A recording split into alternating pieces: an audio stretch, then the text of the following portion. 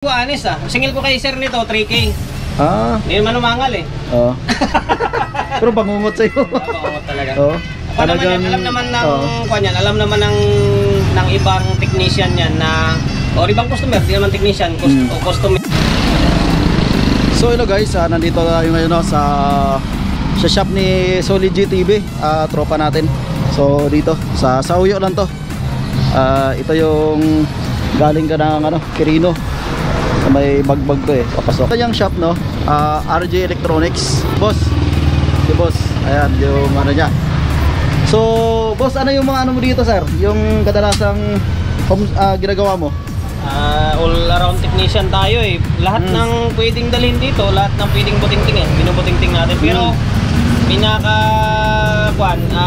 ano pa tawag yan, yung specialties mo? Specialties natin puro power amplifier. Kasi yung mga customer natin is iba-ibang lugar, pinapadala lang dito. Lalamove, minsan kaya ito mga puro power amplifier ito. Pero all around technician ako. Kasi shop to, lahat naman kaya natin gawin Yun. Pero yung pinaka-specialty natin power amplifier or nasa audio section tayo. Kasi pero gumagawa tayong TV. Kasi katulad din sa akin na technician ako, specialties ko is rin amplifier. Pero ngayon kasi para sa akin is katulad nitong gagawin na katulad niyang mga matataas ang voltahe. Kita ko ngayon na medyo hirap ako dyan. So ito kay sir, kaya kabisado niya kasi nag-rewind din siya ng mga transformer, diba boss? Ayun. Simple din. Saka rin siya, assemble. So ayan mga niya guys, Kevlar na walang bulok lang yung shop natin. Hindi naman nagbabase yun sa niya. So importante malinis yung yung kinikita. So may TV rin Oo, larang technician tayo. Saka speaker, TV, lahat ng kayang butingtingin natin. So yung ang fan page mo boss, ano nga yung mo? Kilala naman ng iba yan, Solid GTV. Solid GTV. Sa Facebook, YouTube channel, may YouTube channel din tayo, Solid GTV rin. Ayan, support natin yan guys kasi ito is tropa ko to. Ako yung medyo na pero ngayon mas kumahataw ngayon yun siya. Ito siya yung nagturo sa akin ito paano mag-YouTube. Hanggang sa isa kasi medyo napabayaan niya yung channel niya. Ako kasi more on araw-araw talaga ako nag-upload kasi nga araw-araw ako may gawa. Kaya medyo kahit paano umangat kay master. Kaya pipilitin na, tulungan na lang natin siya. Kasi tulong-tulong na lang tayo. Kasi pwede nyo silipin yung akin. Ang tulong nyo sa akin, tulong nyo rin sa kanya. Para tulong-tulong na lang. So Panyan, ang tawag yan, bilang kung sumusuporta nga tayo sa ibang lahi nag-like tayo, nagsasubscribe tayo sa Pinoy, suportahan natin, di ba? So ayun guys, recommended, highly recommended tong tropa natin si Solid GTV. Talagang high power. At saka may ka, di ba boss? Yung mga speaker mo ito. Ay, may mini sound din ako. May mini sound. So pwede nyo arkilahin siya pag in case na may mga event. Ang tawag nito, nagpaparinta rin ng mini sound or mini mobile sa lahat ng setup. Kung ano mang klaseng setup yan. Tipo, kasal, kahit basta pwedeng servisan na gusto nyo ipapaservice. Meron tayong unit. Audio and lights and sound. Meron tayo. Kompleto tayo sa gamit. Ang address ko, number 41 talaga ito number 41. Julio Gregorio Street sa Uyo Road, sa Uyo, Quezon City. Sa taas niyan, pag diretso mo sa taas, Old sa Uyo yan.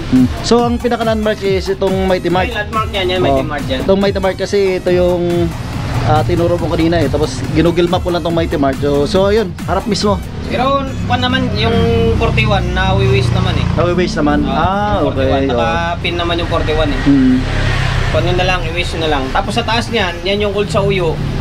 Way yan papuntang Fairview. Yan. So, anong oras ang bukas mo dito, sir? Ng mga mo? Kadalasan 9 AM na kasi nangali na tayo nagigising. Minsan nag-edit na tayo ng mga video natin. 9 AM to 6:30 PM ng gabi. Okay. Monday to Sunday yan. Monday to Sunday, pero lang yung may araw tayo na may lakad din. Pero pagbalik natin, bukas pa rin yung shop. Grabe, ang hirap ng ginagawa nito ni Master. Tingnan mo. Meron pa siyang mga aparato, valve. Para sa yan ang tinatawag na valve trick. Pwedeng abangan nyo na lang, i-content niya. Oo. Papakita sa inyo kung paano gawin yan. Para ma-idea kayo sa mga Kasi- kapwa natin technician. Malaking tulong yan. Kasi ako technician ako pero hindi ko alam yan. Oo. Narinig-rinig ko lang Kanina, pero hindi ko alam yan kung paano Ito, gamitin. may bigay ko sa na idea. Yung dati ko talagang bulb trick, ito. Ayan. Ito yon. Mm. Kanina, pinagawa ko tong box, hindi nag-connection ako ng panibago. Mm. Bali, ito, dalawa. Para sa power amplifier na matataas yung amperahe. Kasi kapag isang bulb lang, medyo hirap siya eh. Kaya, basta Ang- abangan nyo na lang. Iwalay na lang natin yung video. Medyo nakaka-intriga tong ano niya. Oo. Yun. Para, ito paano eh, may isang content ka pa. Ayun. Oh. So, boss, yung mga nandyan sa taas mo, ano yan? Mga kukunin na lang yan? Yung iba dyan, gawain. Yung iba naman, palpa. On process pa? On process. At saka yung iba naman, tubusin na lang. Grabe bumili pa ako sa'yo Pwede mo pakita sa loob yan, kahit basura yan. Sige, try ko pasukin sir Tignan natin. Pampahaba ng oras.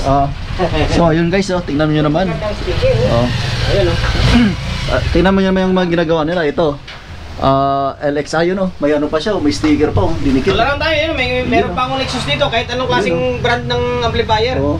Lexus, Crown. Ayun. Grabe mga Sakura na ano. Grabe, pinahirapan. Ito concert. Ayan, concert yung ano niya. Saka ano? Anong Sakura? Puro na ano siya, Ay, meron pa nga dito, Bush na ano? So, morong tinitira pala ni Master dito is mga amplifier talaga. Ayun, dami So, ayan. Kaya hindi mo pwedeng sabihin ano lang. Galing kain pa. Na yung parang ano, talagang master of the sound talaga siya. Yun. Ito yung ano, ginagamit sa pag-rewind. Ayan. Kompleto siya dito. Ang dami Ay. Meron siyang speaker na crown. Laki nito. Ito sa camera. Yun Naka ano siya, naka MCB setup. Ako rin na vlogger eh. Ayun. Tropa natin. Okay, customer. Boss. Shout out. Ito. Kwan yan si Nicolas. Tropa. Technician din, sir. Technician din. Vlogger din. Sa okay. Passport na ng kanya, yung channel niya para makatulong tayo. Nicolas Vlog.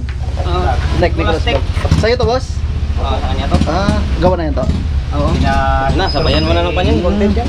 Ayun grill pala to. Ilang watts yan? Grill CE8, nasa around 800 watts RMS. RMS ba? Takas. Grill to eh. Okay.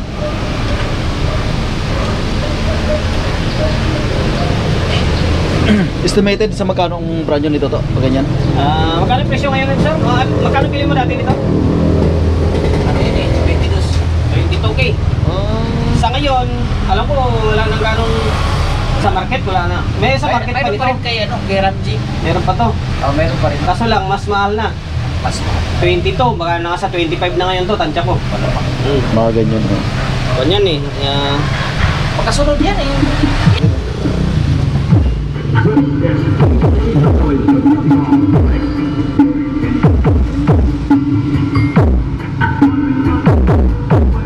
Natin para hindi ko makadiret. Dapat na rin ka na kaya pala dyan. Post mo na lang to. Harap na ng music na ikon. Diba?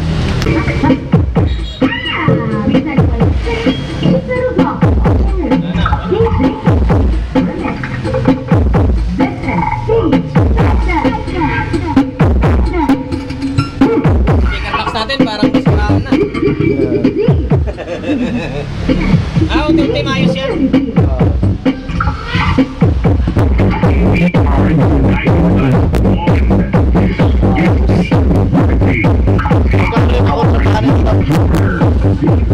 Yung patrata nito.